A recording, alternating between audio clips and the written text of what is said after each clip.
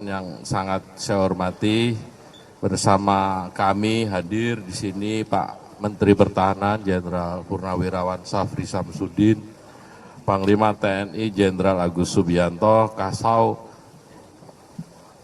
Marsekal Tony Haryono, kemudian ada Wakasat Pak Letnan Jenderal Saleh, dan Wakasal Bapak Laksamana Madya Erwin.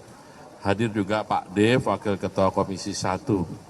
Minta maaf karena tadi menyangkut strategi penting negara, kami harus menyatakan tertutup.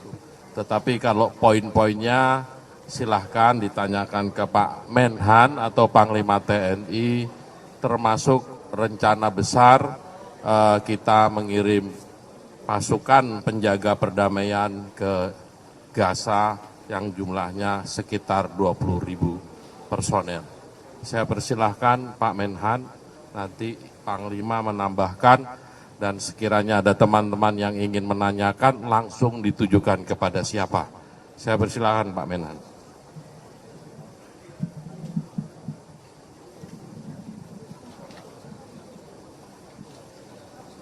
Terima kasih. Terima kasih teman-teman sekalian. Kedengaran ya?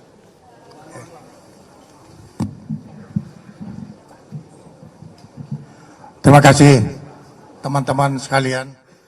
Saya dan Panglima Kasau dan Wakil Kepala Staf Angkatan Darat, Wakil Kepala Staf Angkatan Laut baru saja melaksanakan satu rapat kerja dalam rangka kami menjelaskan hal-hal yang berkaitan dengan masalah-masalah yang bersangkutan dengan penggunaan kekuatan, pembinaan kekuatan, serta pembangunan kekuatan. Dari saya tadi memberi penjelasan bahwa pertahanan negara adalah mutlak untuk menjaga kedaulatan negara Kesatuan Republik Indonesia dan menjaga stabilitas nasional untuk mendukung pembangunan ekonomi yang dilaksanakan oleh pemerintah. Untuk itu diperlukan pembangunan kekuatan yang maksimal, baik itu pembangunan kekuatan TNI Angkatan Darat dalam bentuk penambahan batalion dalam rangka memberikan suatu keamanan dan kenyamanan kepada masyarakat, khususnya dalam rangka menunjang tugas-tugas pemerintah daerah yang ada di tingkat kabupaten dan provinsi, di mana kita ketahui ada 514 kabupaten yang tersebar di wilayah nasional, dan juga terdapat industri strategis yang mempunyai pengaruh yang sangat besar terhadap kedaulatan negara. Ini juga memerlukan perhatian dari kita, sehingga kita memang dituntut untuk memperkuat Tentara Nasional Indonesia, baik itu kekuatan darat maupun laut serta udara. Dari tahun 2025 kita sudah memulai pembangunan kekuatan ini, di mana saat ini di tahun 2025 kita sudah memiliki 150 batalion Tentara Nasional Indonesia yang kita sebut Batalion Infanteri Teritorial Pembangunan, dan ini akan terus kita tingkatkan setiap tahunnya pada jumlah 150 batalion per tahun. Ini tentunya tidak dimasukkan untuk kebutuhan ambisi teritorial, tetapi semata-mata untuk menjaga keutuhan wilayah dan pengamanan serta menyelamatkan kepentingan nasional, serta menjaga industri strategis yang mempunyai kaitan dengan kedaulatan negara. Sebagai contoh, kilang dan terminal Pertamina ini juga bagian yang tidak terpisahkan daripada gelar kekuatan kita. Juga kami telah menerima perintah persiapan dari Bapak Presiden untuk mempersiapkan pasukan pemeliharaan perdamaian di bawah Perserikatan Bangsa-Bangsa.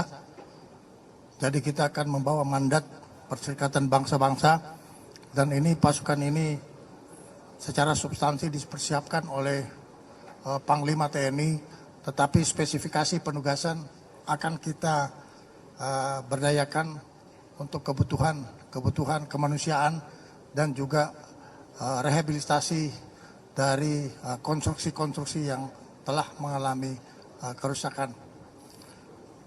Juga kita dalam rangka pembangunan kekuatan juga di samping mendesain pasukan, juga kita membangun pangkalan-pangkalan dari batalion-batalion yang tersebar di seluruh Indonesia.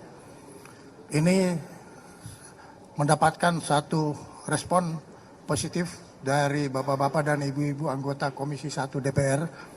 Namun kita mengharapkan bahwa kontrol sosial yang dilakukan oleh para wakil-wakil rakyat yang ada di Komisi 1 itu tetap intensif dan memberikan kritik yang konstruktif kepada kami di Kementerian Pertahanan dan juga di Tentara Nasional, sehingga tugas yang diserahkan kepada kami dapat berjalan dengan pengendalian ditambah dengan pengawasan sosial yang dilakukan oleh Komisi 1.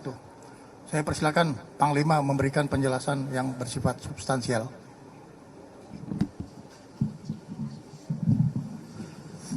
Baik, untuk kontingen pasukan pembela perdamaian sudah tahap seleksi, kemudian rencana nanti dipimpin oleh Jenderal Bintang 3, kemudian di bawahnya ada 3 brigade komposit. Nanti di bawah brigade komposit itu terdiri dari 1 batalion kesehatan, 1 batalion seni konstruksi, kemudian batalion bantuan, dan ada lagi bantuan mekanis. Kemudian juga ada unsur udara, kita menyiapkan helikopter, kemudian pesawat C-130 Hercules, dan kita siapkan 2 kapal rumah sakit dari Angkatan Laut, lengkap dengan helikopter yang ada di pesawat tersebut. Terima kasih.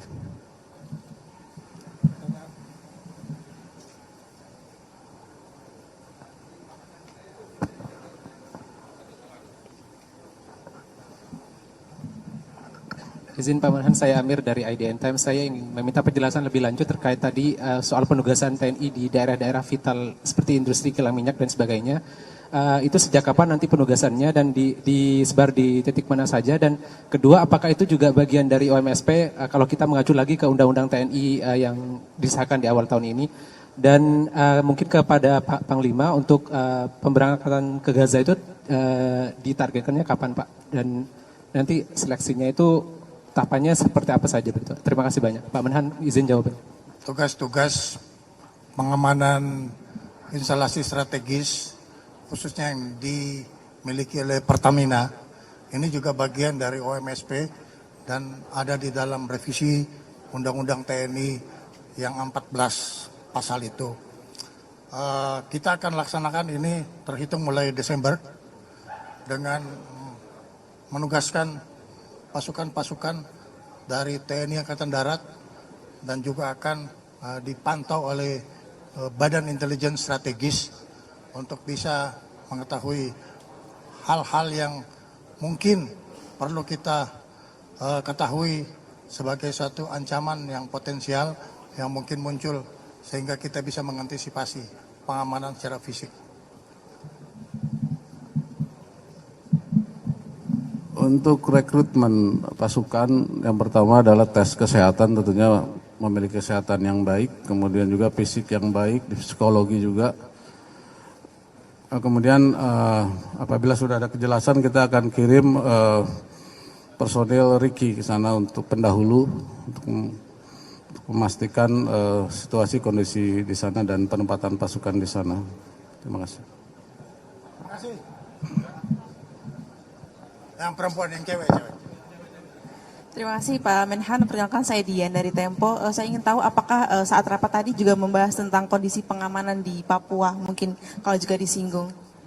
Betul sekali bahwa dalam rangka mendukung stabilitas nasional agar supaya pembangunan ini bisa berjalan aman dan lancar, kita telah menerima petunjuk-petunjuk dari Bapak Presiden, baik sebagai kepala negara maupun sebagai kepala pemerintahan. Kita sudah menetapkan 3 center gravity yang harus kita jamin faktor keamanannya dalam rangka menunjang kegiatan, baik itu kegiatan sosial maupun kegiatan ekonomi serta pembangunan, di mana 3 center gravity itu adalah yang pertama Jakarta sendiri. Kita amankan Jakarta itu dari 360 derajat, baik dari pengamanan pantai maupun pengamanan udara serta pengamanan di darat kita lakukan. Kemudian center gravity yang kedua adalah Aceh, sebab ini adalah bagian barat dari wilayah kita. Kemudian center gravity ketiga adalah Papua. Kita akan menempatkan pasukan di Papua dan menerapkan satu metode yang kita sebut smart approach, di mana antara soft approach, pendekatan teritorial, dan hard approach, yaitu operasi taktis, kita gabungkan sehingga kita ingin merebut hati rakyat agar supaya mereka-mereka yang masih belum mempunyai satu kesamaan pemikiran terhadap negara kesatuan Republik Indonesia, kita ajak untuk bersama-sama. Namun demikian, dalam rangka kita menjaga kedaulatan, kita tidak ingin kedaulatan kita diinjak-injak oleh orang, sehingga kita tetap harus bersiap siaga dan meneruskan melanjutkan kewaspadaan terhadap kemungkinan ancaman taktis yang dapat mengganggu keamanan dan kelancaran kehidupan sosial masyarakat dan juga kegiatan pembangunan yang ada di Papua. Terima kasih banyak.